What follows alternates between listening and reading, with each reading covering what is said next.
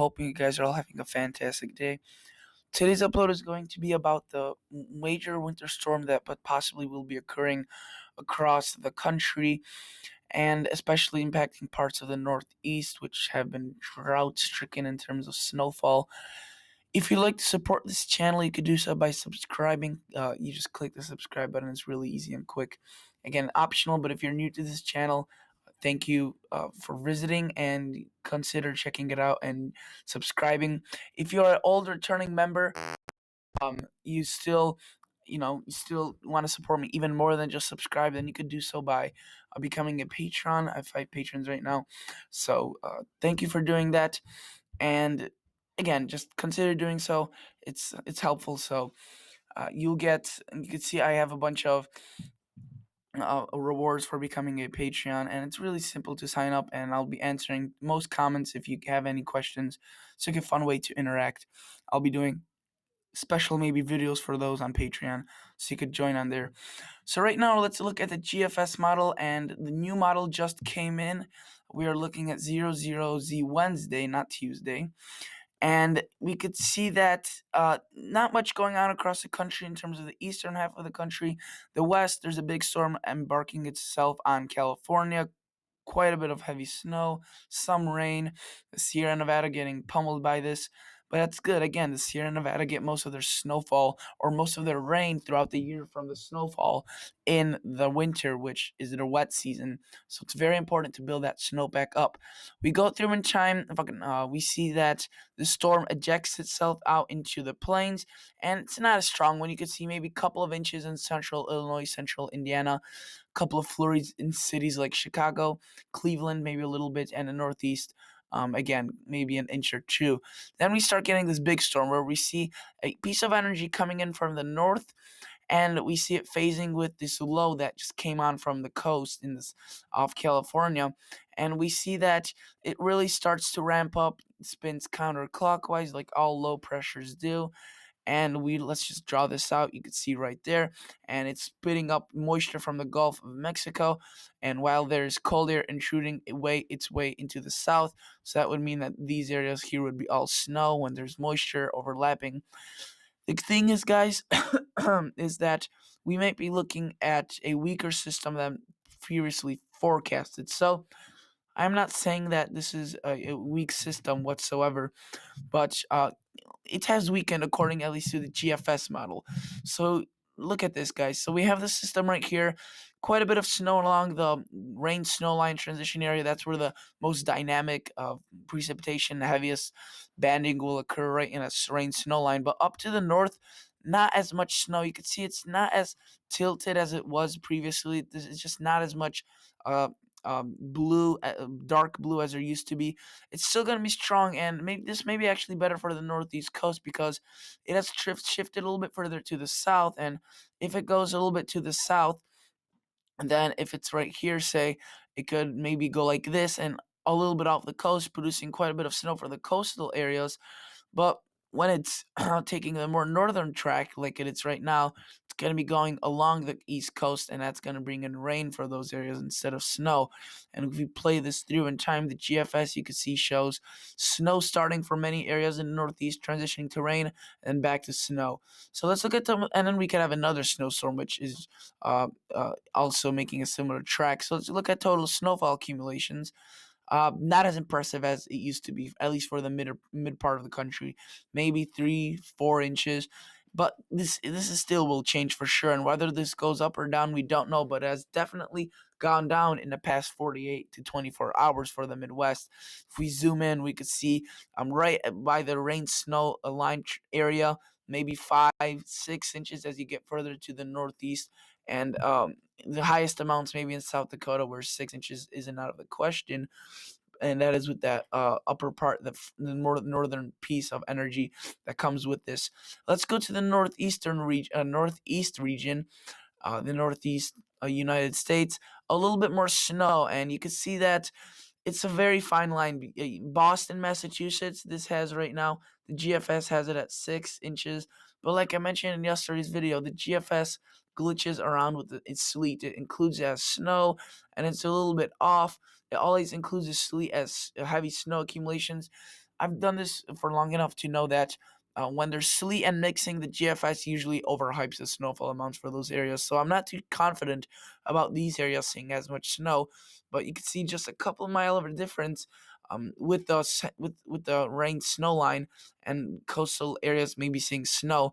And right there, you can see 8 inches in upstate New York, over half a foot of snow. Maybe some areas reaching up to a foot of snow. So definitely more as you go on into the northeast. So if you're traveling there, you may need to watch out because of the travel conditions that will be occurring. And let's go quickly to the Canadian model. The Canadian model has a different story. It has much greater snowfall amounts for the central part of the country, central Illinois, central Indiana, Ohio. It has more than a foot of snow in that green, and then it just goes berserk around these areas here: Vermont, New Hampshire, Boston, Maine, upstate New York. Let's just zoom in on these forecast areas. And the reason for this is the Canadian model has a stronger storm, more negatively tilted, and is just has much more power to it. You can see it's capable of producing up to 30 inches of snow in some areas in Maine, maybe in Massachusetts, Vermont, New Hampshire, while New York City, again, potentially being on that line between nothing and several good inches of snow. So let's quickly go to the north central United States, and we're looking at, again, quite a bit more snow than what the GFS was showing. The GFS was showing 4, 5, 6 at most inches of snow, while right now it is showing 10, 12, 11 inches in the higher amounts. So, completely different story. I think the FE3 GFS has not really come out yet. Has a little bit, but it hasn't come out fully. So we'll need to see what the FV3 GFS does, because, like I said, I do like the FV3 GFS much more than the regular GFS. It's better, it's more upgraded, and it's supposed to replace the GFS, so it should be better. Let's go to the European model. The European model comes out twice a day, once at midnight, once at noon. So this is obviously going to be the noon run. I'm recording this 11 o'clock in the afternoon, so the new one's about to come out. But this information will be a little bit out of date by the time it's morning, maybe by a couple of hours, but still relatively good information. Look at total snowfall from this first storm. European model similar to the Canadian in terms of this. You could see has over a foot of snow in central Illinois, central Indiana. Ohio just goes a lot more, up to 2 feet of snow. And then does not really have much snow for the northeast. The coastal areas, Boston, maybe 3, 4 inches.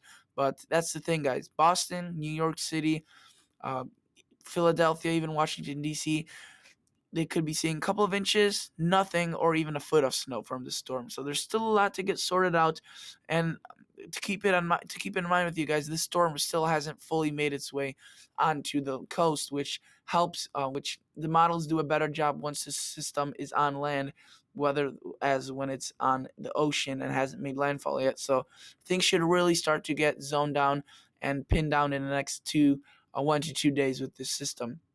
So you can see the European model has a second storm even going later on, which just blows up in colors around the northern Illinois, Michigan area, Pennsylvania. Not much for the coast, though, according to the European. But don't get too disappointed yet. This storm could still be. I'm not overhyping this. I'm not saying that this storm will impact the Northeast with major snows, the coastal areas of Northeast at least, because I do think there will be fairly good snowfall in the upstate Northeast, the interior parts of the Northeast, but maybe not the coastal areas. But it's definitely a possibility. So, um, let's go back to the NAM model and let's see what it has to say. It doesn't really fully go out to that big storm, but it does show us the first little system, which I kind of ignored because it got overshadowed by this bigger system. I want to go to radar, rain / frozen, and see what the NAM has to say about this smaller system. So let's go to hour 6 and start this. Sorry about that, guys. Start this out. So again, we're seeing the storm that will be affecting the northeast, I think at least, the interior parts, making its way on land on Thursday and Friday, and then this system that's making its landfall right now is already here on Thursday, Friday, and producing maybe a couple of inches of snow across the northeast and the plains. While this bigger storm, once it makes landfall, which it is going to do in a couple of days, you could see the NAM has it way far to the south, which I'm not buying that really. None of the models are agreeing with that. This would technically have a greater chance for the Northeast of seeing more the coastal areas of the Northeast, I should specify, for seeing greater amounts of snow with rather than with the northern tracks. So we'll just have to see what the NAM model does. But as of now, all the models are showing a snowstorm of some sort. It's just we need to see how great of a magnitude this storm will be. So let's go to the National Weather Service right now and see what's going on in the country. Not much in the east, some freezing drizzle. That's why there's a bunch of winter weather advisories that were prompted across Michigan, Indiana, Ohio, Wisconsin, Iowa, Missouri, and Illinois. And in California, we're seeing a storm again, landfalling with winter storm warnings, blizzard warnings, even in some areas. Look at those amounts: 82 and 100 inches. Definitely not out of the question. Over, over 100 inches. Sorry, guys, I'm a little bit losing my voice here. But I think that'll wrap it up for today's video since I am losing my voice, and it just goes to show you I'm pretty tired. It's been a long week already, even though it's only Wednesday. So I'll stick with you guys. I will keep updating you again on this snowstorm if I have to, unless it completely falls apart. But otherwise, I'll be giving you guys updates. And thank you guys so much for watching. Consider subscribing, consider liking the video, and I'll catch you all guys in the next episode. See ya. Bye.